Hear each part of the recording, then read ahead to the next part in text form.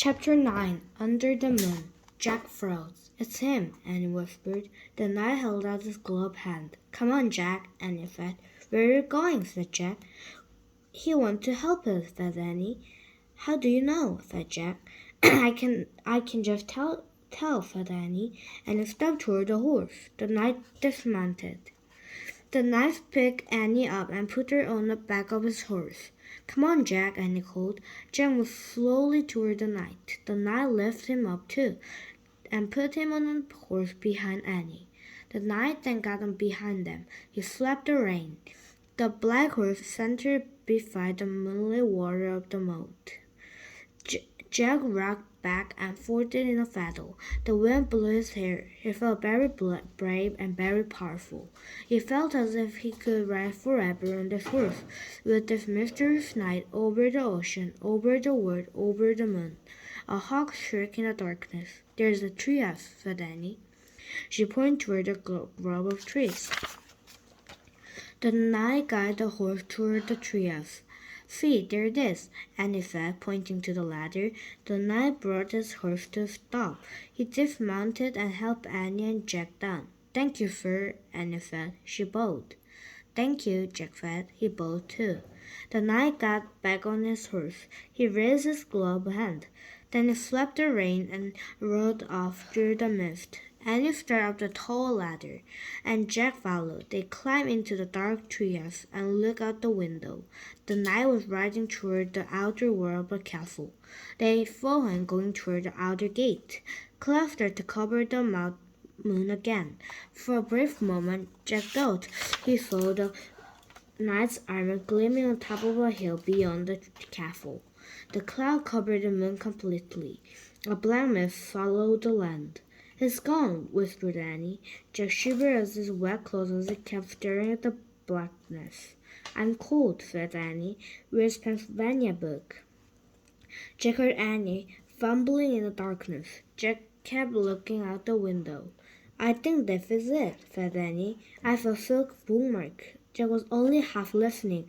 She was hoping to find a knight's armor gleaming again in the distance. Okay, I'm going to use this, said Annie, because I think it's the right one. Here goes. Okay, I'm pointing. I'm going to make a wish. I wish we could go to Frog Creek.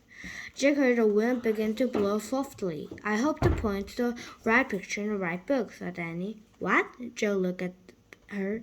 Right picture? Right book? The trees began to rock. The wind began louder and louder. I hope it wasn't the dinosaur book, said Annie. Stop! Jack shouted at the treehouse. Too late. The treehouse started to spin. It went faster and faster. Then everything was still. Absolutely still. Chapter 10. One mystery solved. The air was warm. It was dawn. Far away, a dog barked. I think that's Henry barking, Annie said. Jack and Annie both looked out the treehouse window. We're home, said Annie. Yay! That was close, said Jack. In the distance, three lights glowed near their house. There was light on its upstairs window.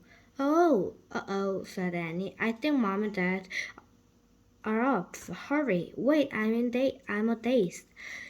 Jack opened his pack. He pulled out the castle book. It was quite wet, but Jack placed it back with all the other books. Come on, said Annie. She started climbing out of the treehouse. Jack followed her down the loop ladder. They reached the ground and took off running between the gray-black trees. They left the wood and ran down their quiet street. They got to their yard and crept across the lawn. They opened the front door carefully and slipped inside their house. They're not downstairs yet, whispered Annie. Shh, said Jack. He led the way to the stair and down the hall. There were no signs of their mom or dad, but Jack could hear water running in the bedroom. Their house looked so different from the dark, cold castle. It was safe and cozy and friendly. Annie stopped her bedroom door. She gave Jack a smile, then disappeared inside her room. Jack hurried into his room. He took off his damp clothes and pulled on his dry, soft pajamas. He sat down on his bed and opened his backpack. He took out of his wet notebook. He felt around for a pencil, but he hadn't touched something else. Jack pushed a blue leather bookmark out of his pack. It must have fallen out of Castle book. Jack held the bookmark close to his lamp and studied it. The letter was smooth and worn. It seemed ancient. For the first time, Jack noticed a letter on the bookmark. It was a fancy M. Jack looked at the drawer next to his bed. He took out the gold medallion. Jack looked at the letter on it. It was the same M.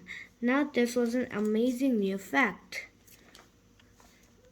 Jack took a deep breath. At least there was one mystery solved.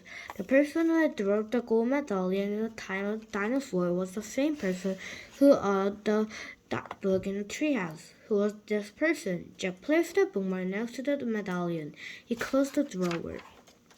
Jack picked up his pencil. He turned to the list web page in his notebook and started to write down this new fact, the same. But before that he could draw the M, his eye closed. Jack dreamed they were in the night again. All three of them were riding the black horse through the cool, dark night. They rode beyond the outer wall of the castle and up over a moonlit hill. Then they all rolled into the mist.